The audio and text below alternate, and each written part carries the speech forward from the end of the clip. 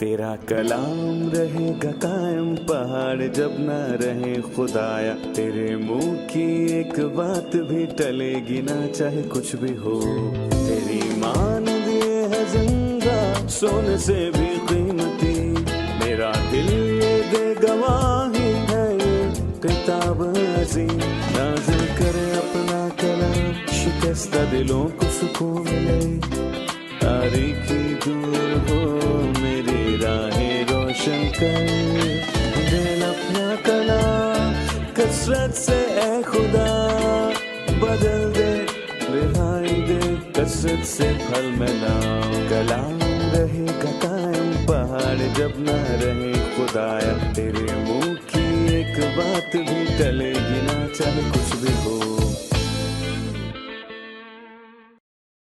अजीज़ नाजरीन, मैं अयाद ज़रीफ़ आप तमाम देखने वालों को हमारे रोज़ के बाइबली मुतालियाती प्रोग्राम की नई किस्त में खुशामदीद कहता हूँ। आज हम ग़ज़लुल ग़ज़लात की किताब के मुताले में, जो कि पुराने अहद नामे की एक नज़मी कुतब है, उसके 5वें बाब की 7वीं आयत से मुताला शुरू करेंगे। और आज हम महबूब के मुतल्लिक़ की गई बातों पर गौर करेंगे। महबूब कौन है जिसकी तारीफ़ इस बाब में की गई है? आज की किस्त में हम ये तमाम खूबसूरत बातें जानेंगे। लेकिन प्रोग्राम के बाकायदा आगाज़ से पहले मैं स्टूडियो में आए खादिम का खैर मकदम करूंगा। डॉक्टर फरीद, खुशामदीद। शुक्रिया भाई। और स्टूडियो में आए दीगर मेहमानों को भी खुशामदीद। डॉक्टर फरीद, जब महबूब मुड़ा और चला गया, दुल्हन छठी आयत में कहती है, मैंने अपने महबूब के लिए दरवाज़ा खोला लेकिन मेरा महबूब मुड़कर चला गया था। जब वो बोला तो मैं बेहवास हो गई। मैंने उसे ढूंढा पर ना पाया, मैंने उसे पुकारा पर उसने मुझे कुछ जवाब ना दिया। 7वीं आयत है, पहरे वाले जो शहर में फिरते हैं मुझे मिले, उन्होंने मुझे मारा और घायल किया। शहर पनाह के मुहाफिजों ने मेरी चादर मुझसे छीन ली। ए यरूशलेम की बेटियों, मैं तुमको कसम देती हूँ कि अगर मेरा महबूब तुमको मिल जाए तो उससे कह देना कि मैं इश्क की बीमार हूँ। ये कहानी क्या है कि कहानी वाले शहर में फिरते हैं, उन्होंने उसे मारा और घायल किया और उसकी चादर उससे छीन ली। रूहानी तौर पर यह क्या बताता है? देखें, रूहानी तौर पर वो ईमानदार जिसका ताल्लुक खुदा से बहुत अरसे से मुनक़ता है, खुदावंद उसे गैर ईमानदारों की तरफ से आने वाली मुश्किलात और मुसीबतों में छोड़ सकता है। और मुझे याद है कि जब सुलेमान का दिल खुदावंद से गैर कौम की औरतों की वजह से फिर गया था जिन्हें वो ब्याह लाया था, और उन्होंने उसका दिल अपने खुदावंदों की तरफ फेर लिया था, और बाइबल बताती है कि खुदावंद ने उसका मुखालिफ खड़ा किया। और ये बात पहले सलातीन की किताब में 3 मरतबा आई। इससे हमें पता चलता है कि जब एक ईमानदार फिर जाता है तो उसकी कदर में कमी आती है, और उसके हमरा काम करने वाले और उसके पड़ोसी या जिंदगी के दूसरे मामलात के साथ जो उसे दरपेश हैं। और ऐसी सूरत हाल में मैं यहाँ पर ये कहना चाहूँगा कि उसे, यानी कि एक ईमानदार को ये अच्छे तरीके से समझ जाना चाहिए कि कोई भी मुश्किल जिसकी वजह कोई भी शख्स हो, दरअसल ये खुदा की तरफ से एक पैगाम है, और ये रूहानी पहलू है। और अगर हमें नबूवती पहलू को समझना है, जो अब्दी पहलू है, अब्दी पहलू, तो मैं कहूँगा कि जब बनी इसराइल ने खुदा को रद्द किया तो मसीह था जो उसके पास आया, और बादज़ां उन्हें पहरेदारों के साथ जोड़ दिया गया। वो पहरेदार जो शहर में फिरते दुनिया की हुकूमतों और फौजों और हाकिमों ने उसके साथ क्या किया। यहूदियों ने 20वीं सदी तक बहुत कुछ बर्दाश्त किया, और मैं ये भी कहूँगा कि जब से उन्होंने मसीह को रद्द किया तब से वो दहशतगर्दी, खौफ और जंगों का सामना करते आ रहे हैं, और वो मुश्किलात का शिकार हैं। और अभी भी बड़ी मुसीबत आना बाकी है जब लोग उन्हें घेर लेंगे। पहरे वाले यही लोग हैं जो शहर में फिरते हैं। उन्होंने क्या किया? उन्होंने मुझे घेरा और मारा, और मेरी चादर मुझसे छीन ली, और मेरी तजलील की। हाय, ये खुदा की इजाज़त से हुआ। सो उन्होंने जाना कि इसका सबब वो आप ही हैं, और उन्होंने समझ लिया ये कोई इत्तफाक नहीं। और हमें भी ये समझना है कि जब हम लोगों के सख्त अल्फाज और कामों की बदौलत घायल किए जाएं تو ہمیں خداوند سے کہنا ہے کہ اس کا سبب میں خود ہی ہوں، میں تجھ سے دور ہوا اور اب میں تیرے پاس واپس آتا ہوں، مہربانی سے مجھے خود سے دور نہ رکھ۔ وہ اس بارے میں کہتی ہے کہ اے یروشلم کی بیٹیوں، میں تمہیں قسم دیتی ہوں کہ اگر میرا محبوب تم کو مل جائے تو اسے یہ کہہ دینا کہ میں عشق کی بیمار ہوں، مہربانی سے اسے بتاؤ کہ اس کی محبت کے سوا کچھ بھی میری بیماری کی دوا نہیں ہو سکتا۔ صحیح، ہم وقفے کے بعد مطالعے میں آگے بڑھیں گے۔ ناظرین، ملتے ہیں ایک چھوٹے سے وقفے کے بعد، ہمارے ساتھ رہیے۔ جب دلہن نے اپنے محبوب کی تعریف کی، اس نے اس کی واضح تفصیل بیان کی۔ کیا آپ کو معلوم ہے اس کا مطلب کیا ہے؟ اس کا مطلب ہے کہ وہ اسے بہت اچھے طور پر جانتی ہے۔ عزیز ناظرین، اگر آپ آج خداوند یسوع مسیح کا دفاع کرنے جا رہے ہیں اور اگر آپ اس کے لیے گواہی دینے جا رہے ہیں تو آپ کو اس کو اچھے طور پر جاننا ہے۔ یہ جان لینا کافی نہیں کہ وہ کون ہے، بلکہ ہمیں اسے اس حد تک جاننا ضرور ہے کہ ہم اس کے متعلق روانی سے بات کر سکیں۔ جب میں روانی کی بات کرتا ہوں تو ضروری نہیں کہ اس سے مراد لسانی صلاحیتیں ہی ہوں، بلکہ اس سے مراد ہے پرجوش طور پر خوشی اور اس کی ذات کے لیے محبت کے ساتھ۔ عزیز ناظرین، مجھے اور آپ کو نہ صرف اسے جاننے بلکہ اس سے محبت کرنے کی ضرورت ہے۔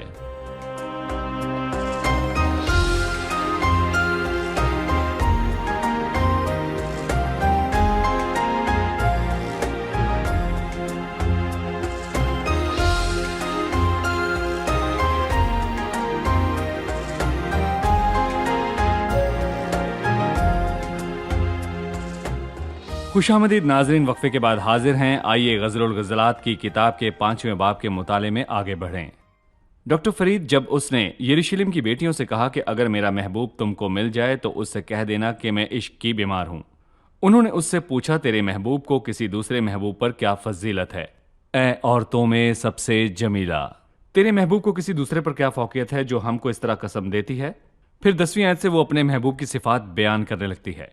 اس سے پہلے ہم صفات پر گفتگو کریں، میں پوچھنا چاہوں گا کہ ہم اس حالت میں کب پہنچتے ہیں جب لوگ ہم سے ہمارے محبوب کے بارے میں پوچھتے ہیں جو ہمارے ذہن و دل پر چھایا ہے؟ جب محبوب ہمارے لیے بہت زیادہ قیمتی ہو جاتا ہے، جبکہ کچھ عرصہ ہم اس سے محروم ہو کے گزارتے ہیں، پھر اس کے طالب ہوتے ہیں اور ہمارے الفاظ بھی اس کی تعریف کرتے ہیں جو سب سے زیادہ قیمتی ہے، تو لوگ بھی ہم سے پوچھتے ہیں کہ وہ کون ہے جس کا تو اتنی شدت سے طالب ہے۔ اور جب اس نے کہا کہ میں تمہیں قسم دیتی ہوں، تو انہوں نے جواب دیا کہ آپ کا محبوب کون ہے جس کی ایسی قدر آپ کرتی ہیں؟ اور جب ہم اسے عزت دیتے ہیں تو لوگ بھی ہم سے پوچھتے ہیں۔ پہلی بات پہلے پطرس کے 3 باب میں آیا ہے کہ مسیح کو خداوند جان کر مقدس سمجھو، اور پھر جو کوئی تم سے تمہاری امید کی وجہ دریافت کرے تو اس کو جواب دینے کے لیے ہر وقت مستعد رہو، مگر حلیمی اور خوف کے ساتھ۔ صحیح۔ اب میں چند آیات پڑھنا چاہوں گا، اس کے بعد ہم مہمانوں سے ان کا سوال جانیں گے۔ 10ویں آیت سے 16ویں آیت تک۔ میرا محبوب سرخ و سفید ہے، وہ 10,000 میں ممتاز ہے، اس کا سر خالص سونا ہے، اس کی زلفیں پیچ در پیچ اور کوے سی کالی ہیں، اس کی آنکھیں ان کبوتروں کی مانند ہیں جو دودھ میں نہا کر لبے دریا تمکنت سے بیٹھے ہوں، اس کے رخسار پھولوں کے چمن اور بلسان کی ابھری ہوئی کیاریاں ہیں، اس کے ہونٹ سوسن ہیں جن سے رفیق مر ٹپکتا ہے، اس کے ہاتھ زبر جد سے مرصع سونے کے ہلکے ہیں، اس کا پیٹ ہاتھی دانت کا کام ہے جس پر نیلم کے پھول بنے ہوں، اس کی ٹانگیں کندن کے، پایوں پر سنگ مرمر کے ستون ہیں، وہ دیکھنے میں لبنان اور خوبی میں رشک و سرور ہے، اس کا منہ ازبز شیریں ہے، ہاں وہ سراپا عشق انگیز ہے۔ اے یروشلم کی بیٹیوں، یہ میرا محبوب ہے، یہ میرا پیارا ہے۔ چلیے مہمانوں سے اب ان کا سوال جانتے ہیں۔ جی 10ویں آیت میں لکھا ہے میرا محبوب سرخ اور سفید ہے، ہمیں بتائیے اس نے سرخ اور سفید کیوں کہا؟ جی، سرخ اور سفید کے الفاظ کا کیا مطلب ہے؟ بائبل میں ہمیں جہاں کہیں بھی سفید رنگ نظر آتا ہے وہ پاکیزگی کو ظاہر کرتا ہے، اور اگر ہم مسیح کی بات کریں تو وہ پاکیزگی اور قدوسیت کی وجہ سے ممتاز ہے، جس کی گواہی سب نے دی، چاہے وہ ایماندار ہو یا غیر ایماندار، چاہے وہ حبیب ہو یا دشمن، سب نے گواہی دی کہ یہ شخص پاک اور صاف ہے، اور اس نے کبھی گناہ نہیں کیا، اور یہ سچ ہے۔ جی، یہ سفید ہے، اور سرخ اور لال کے دو معنی ہو سکتے ہیں۔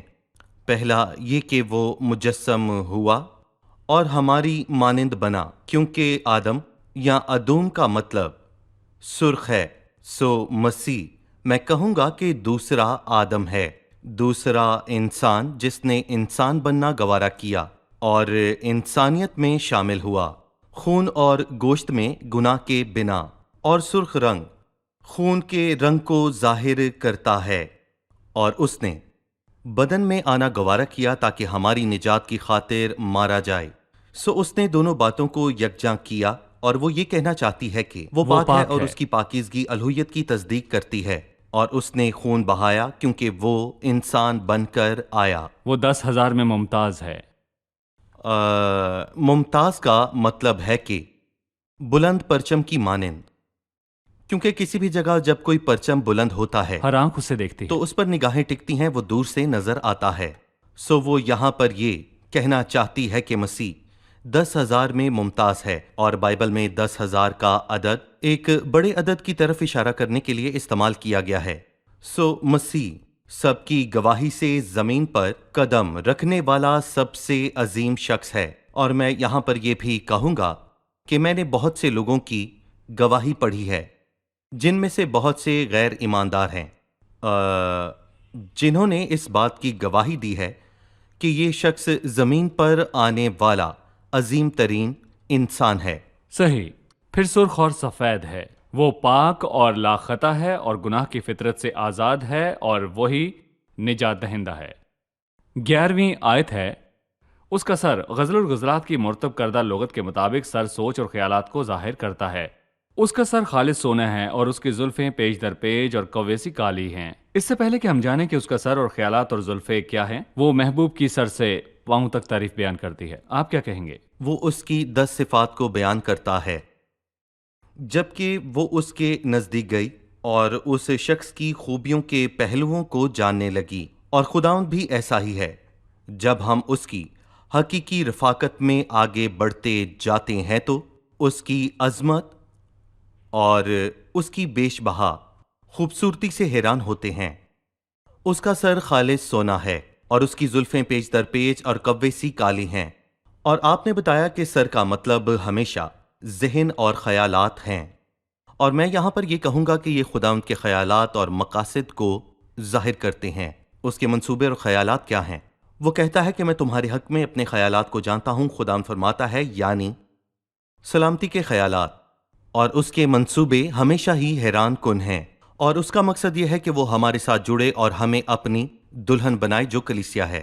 اور اس کی زلفیں پیچ در پیچ اور کوے سی کالی ہیں، یعنی کہ اس کی زلفیں پیچ در پیچ ہیں اور کالی ہیں، اور ان میں کوئی بھی سفید بال نہیں، کیونکہ وہ بوڑھا نہیں ہوتا، کیونکہ یسوع مسیح کل آج اور ابد تک یکساں ہے، ہمیشہ وہ تھکا یکساں۔ ماندہ نہیں ہوتا۔ جی بالکل، اور اس سے کیا مراد ہے کہ میں کسی بھی وقت اپنی آنکھیں خدا کی طرف اٹھا سکتا ہوں، جبکہ وہ آسمان پر ہے، اور میں دیکھ سکتا ہوں کہ وہ کبھی نہیں بدلتا، اس کا دل اور محبت کبھی نہیں بدلتی، اور اس کی صلاحیتیں کبھی نہیں بدلتی، اس کے وعدے نہیں بدلتے، اس کی شخصیت ثابت قدم ہے۔ سو میں ثابت چٹان پر اپنی زندگی تعمیر کر سکتا ہوں۔ اس کے بالوں کے متعلق ہم یہ بھی پڑھتے ہیں کہ اس کی زلفیں پیچ در پیچ اور کوے سی کالی ہیں۔ یہاں پر پیچ دار زلفوں کا اور اس نذیر کا آپس میں کیا تعلق ہے جس کا ذکر گنتی 6 باب میں ہوا؟ یہ دراصل خدا کے لیے مخصوص کیے جانے کی شرائطوں میں سے ایک ہے کہ آدمی زلفوں کو بڑھائے، یہ تابع داری کی علامت ہے، اور پھر میں کہوں گا روحانی طور پر مسیح جو جلال کے لائق ہے، وہی ایک نذیر تھا، اس نے اپنی زندگی میں وہی کیا جس سے خدا خوش ہو، وہ مکمل طور پر مخصوص تھا۔ دیکھ میں آیا ہوں، اے میرے خدا، میری خوشی تیری مرضی پوری کرنے میں ہے۔ 12ویں آیت میں وہ اس کی آنکھوں کی تعریف کرتی ہے، اس کی آنکھیں ان کبوتروں کی مانند ہیں جو دودھ میں نہا کر لبے دریا تمکنت سے بیٹھے ہوں۔ اس آیت کے متعلق ہمیں بتائیے۔ میں بہت سی چیزیں دیکھتا ہوں۔ سب سے پہلے تو حلیم۔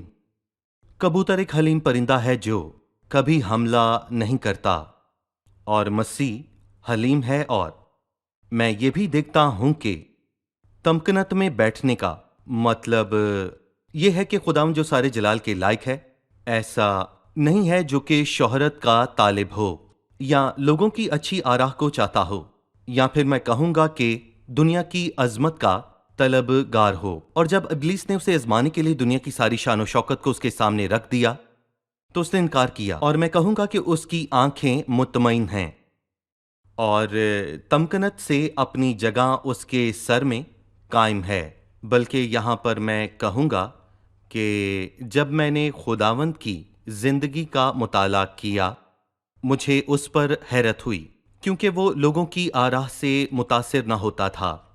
وہ ثابت قدم اور پرسکون تھا، اور اس کے سامنے عملی جامہ پہنانے کو ایک مقصد تھا۔ اور جب وہ دن نزدیک آئے کہ وہ اوپر اٹھایا جائے تو ایسا ہوا کہ اس نے یروشلم جانے کے لیے اپنی کمر کو باندھا۔ اور میں یہ بھی کہوں گا کہ دودھ میں نہا کر آنا بھی اچھی بات ہے۔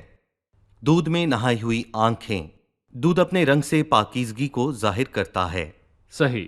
تمکنت سے بیٹھنے پر میں کچھ کہنا چاہوں گا۔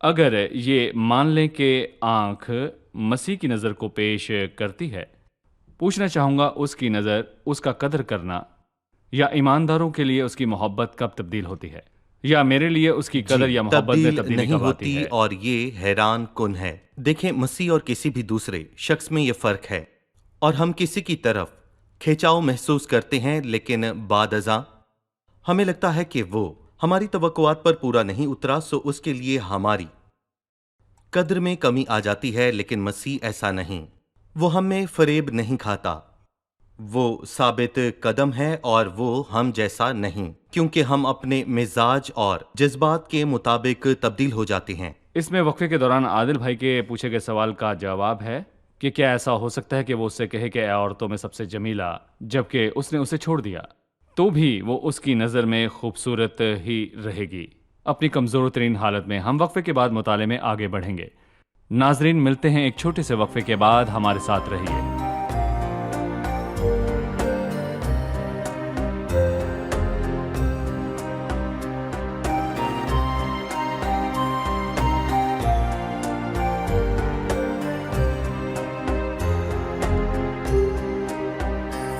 خوش آمدید، وقفے کے بعد حاضر ہیں۔ آئیے غزل اور غزلات کے 5ویں باب میں محبوب کی صفات پر بات چیت کو آگے بڑھائیں۔ میرا سوال 13ویں آیت سے ہے۔ وہ کہتا ہے اس کے رخسار پھولوں کے چمن اور بلسان کی ابری ہوئی کیاریاں ہیں۔ اس آیت کا کیا مطلب ہے؟ چمن اور بلسان کی ابری ہوئی کیاریاں ہیں۔ محبوب کے رخساروں کے متعلق اس بات سے کیا مراد ہے؟ دیکھیں، بلسان کی کیاریوں سے مراد خوشبودار پھول ہیں، کیونکہ وہ دیکھتی ہے کہ ان رخساروں میں ایک ایسی مہک ہے جو کہ نایاب پھولوں میں ہوتی ہے، اور اس کے رخساروں میں بھی میں کہوں گا کہ کچھ ایسی ہی خوشبو آ رہی ہے۔ کیونکہ جیسا ہم نے پہلے کہا کہ رخسار ہمیشہ تازگی اور صحت مندی کو ظاہر کرتے ہیں، بالکل اسی طرح مسیح کے 2 رخسار اس کے دکھوں کو ظاہر کرتے ہیں کہ جب اس نے اس عذاب کا سامنا کیا تو اس کے جسم کا یہ وہ حصہ ہے جس نے سب سے زیادہ برداشت کیا۔ انہوں نے اسے تھپڑ مارے، اور یہ یسایہ 50 میں لکھا ہے، میں نے اپنی پیٹھ پیٹنے والوں اور اپنی داڑھی نوچنے والوں کے حوالے کی۔ اور بائبل مقدس واضح طور پر بتاتی ہے کہ سپاہیوں میں سے ایک نے اپنے ہاتھ سے مسیح کے منہ پر مارا۔ اور میکا 5ویں باب کی نبوت بڑی واضح اور حیران کن نبوت ہے۔ وہ اسرائیل کے حاکم کے گال پر چھڑی سے مارتے ہیں، اور ایسا اسرائیل کے کسی بھی حاکم کے ساتھ نہیں ہوا، لیکن یہ بات خداوند یسوع مسیح بادشاہ پر پوری ہوئی، کیونکہ اس کے گالوں نے درد اور مار پیٹ کو برداشت کیا۔ اور بھائی آیات، نفسیاتی طور پر یہ جانا جاتا ہے کہ کسی کے لیے سب سے ذلت کی بات اسے تھپڑ مارنا ہے اور اس کے منہ پر تھوکنا ہے۔ اور میں یہاں پر یہ کہنا چاہوں گا مسیح نے دونوں کو برداشت کیا۔ انہوں نے اسے تھپڑ مارے اور منہ پر تھوکا۔ سو وہ کہتی ہے یہ سب میرے لیے خوشبودار عطر کی مانند ہے، کیونکہ اس نے ہمیں بچانے کی خاطر خوفناک دکھ سہے اور انہیں برداشت کیا۔ سارا جلال اسی کو ملے۔ اس کے ہونٹ سوسن ہیں جن سے مر ٹپکتا ہے۔ محبوب کی صفات کے مطابق ہونٹ کس کو پیش کرتے ہیں؟ جیسا کہ آپ نے پہلے کہا کہ وہ اس کے کلام کو پیش کرتے ہیں، اور ٹپکنے سے مراد کہ اس کے کلام کی بے حد سختی کو ظاہر کرتے ہیں۔ تیرے ہونٹوں میں لطافت بھری ہے۔ اور لوکا کی انجیل میں ہم ایک عورت کے بارے میں پڑھتے ہیں جو گناہگار تھی، اور وہ شمعون فریسی کے گھر میں آئی اور سب اس پر تنقید کرنے لگے، لیکن خداوند نے اس سے کہا تیرے گناہ معاف ہوئے، تیرے ایمان نے تجھے بچا لیا، سلامتی سے چلی جا۔ اور جب وہ نائن شہر کی بیوہ سے ملا، اسے دیکھ کر خداوند کو ترس آیا اور اس سے کہا مت رو۔ اور جب یوحنا بپتسمہ دینے والے نے اس سے سوال کیا تم بیابان میں کیا دیکھنے گئے تھے؟ ہوا سے ہلتے سرکنڈوں کو؟ نہیں۔ تو کیا مہین کپڑے پہنے ہوئے ایک شخص کو؟ نہیں۔ اس نے یوحنا پر حملہ نہیں کیا۔ نہیں، بلکہ اس نے اس کے متعلق سب سے حیران کن گواہی دی۔ اور ہم خدا سے جو سارے جلال کا مالک ہے سیکھتے ہیں کہ اس کے ہونٹوں سے ایک بھی خطا کی بات نہ نکلی۔ میں ناظرین کی حوصلہ افزائی کروں گا کہ چاروں اناجیل میں دیکھ لیں اور مسیح کے الفاظ کی چھان بین کریں، اور متی 5، 6 اور 7 کے پہاڑی واز پر بھی غور کریں جو مسیح کے ہونٹوں سے سوسن کے ٹپکے کی مانند ہیں۔ جب اس نے کہا اپنے دشمنوں سے محبت رکھو اور اپنے ستانے والوں کے لیے دعا کرو، کیا زمین پر کبھی کسی شخص نے ایسے الفاظ کہے تھے؟ بالکل نہیں۔ اس نے ہمیں سکھایا کہ گالی دینے والوں کو معاف کرو۔ جب وہ صلیب پر تھا اس نے کہا اے باپ ان کو معاف کر کیونکہ یہ نہیں جانتے کہ کیا کرتے ہیں۔ جب وہ ایک عورت کو اس کے پاس لائے جو کہ زنا میں پکڑی گئی تھی، اس نے ان سے کہا حکم میں نہیں بھی تجھ لگاتا۔ پر حکم نہیں لگاتا۔ کیا کسی اور ہستی نے ایسے الفاظ کہے؟ وہ کوئی معمولی شخص نہ تھا، وہ خدا تھا جو جسم میں ظاہر ہوا۔ بے شک اس کے ہونٹ سوسن ہیں جن سے رفیق مور ٹپکتا ہے۔ میں 14ویں آیت کی طرف آؤں گا اور اس کے ہاتھوں کے متعلق پڑھوں گا۔ اس کے ہاتھ زبرجد سے مرصع سونے کے ہلکے ہیں۔ میں پوچھنا چاہوں گا کہ اس کے ہاتھ ہمیں کیا بتاتے ہیں؟ اس کے کام، اس کے ہاتھوں کے کام برحق اور پرعدل ہیں، اس کے تمام قوانین راست ہیں جیسا کہ لکھا ہے۔ اس کے ہاتھ قوت اور حفاظت کی طرف اشارہ کرتے ہیں۔ جب کوئی کسی چیز کو تھامتا ہے تو اس کے ہاتھ جس قدر قدرت والے ہوتے ہیں وہ چیز اتنی محفوظ ہوتی ہے۔ اور جب ایک باپ کسی بھیڑ والی جگہ سے گزرے تو وہ اپنے بچے کے ہاتھ کو تھامے رکھتا ہے تاکہ اسے محفوظ رکھے۔ اور خدا نے بھی اپنے ہاتھ کے متعلق یوحنا 10 میں بڑے واضح طور پر یہی کہا ہے کہ میں انہیں ہمیشہ کی زندگی بخشتا ہوں اور وہ ابد تک کبھی ہلاک نہ ہوں گے۔ اور شاندار بات یہ ہے کہ مسیح کا ہاتھ مسیح کی قوت ہے، اور جو اس نے کیا اور جو وہ کرتا ہے عظیم ہے۔ اور میں کہوں گا اس کے ہاتھ سونے کے ہلکے ہیں، اور اس نے اس کے ہاتھوں کو سونے سے تشبیہ دی ہے، زبرجد سے۔ مرصع اور زبرجد قیمتی پتھر ہے، سو اس نے سونے کو قیمتی پتھروں کے ساتھ یکجاں کیا۔ اور اس کے لیے شاندار الفاظ یہ ہیں کہ یہ کتنا شاندار ہے۔ ہم مسیح کے کاموں کو تب تک نہیں سمجھ سکتے جب تک ہم آسمان پر نہ پہنچیں۔ صحیح۔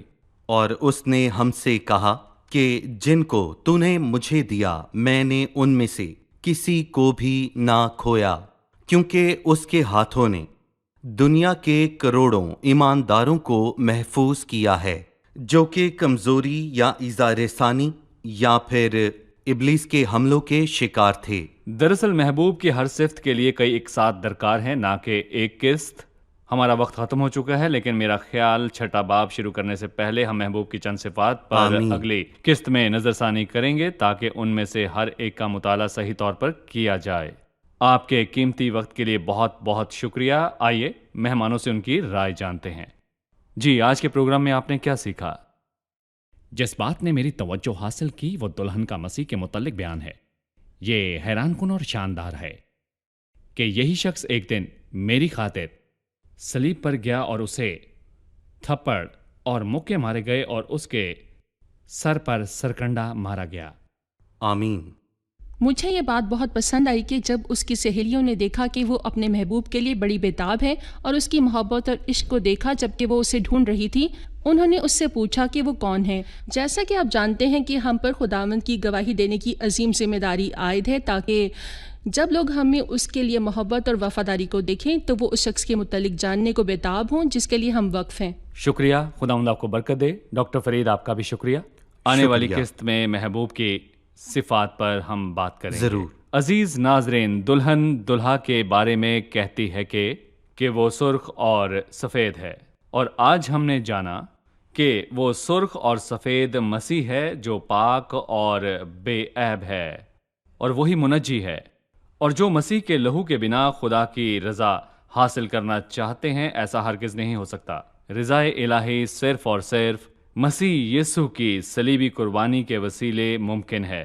مسیح جو سرخ اور سفید ہے، مسیح جو پاک اور بے عیب ہے، مسیح جو نجات دہندہ ہے، چونکہ وہ پاک اور بے عیب ہے اور وہ خدا ہے جو بدن میں ظاہر ہوا، اور چونکہ وہ سرخ ہے، وہ نجات دہندہ ہے، سو اسے اپنا خداوند اور منجی قبول کریں تو آپ کو ابدی معافی مل جائے گی۔ آنے والی قسط میں پھر ملاقات ہوگی۔ خداوند آپ کو برکت دے۔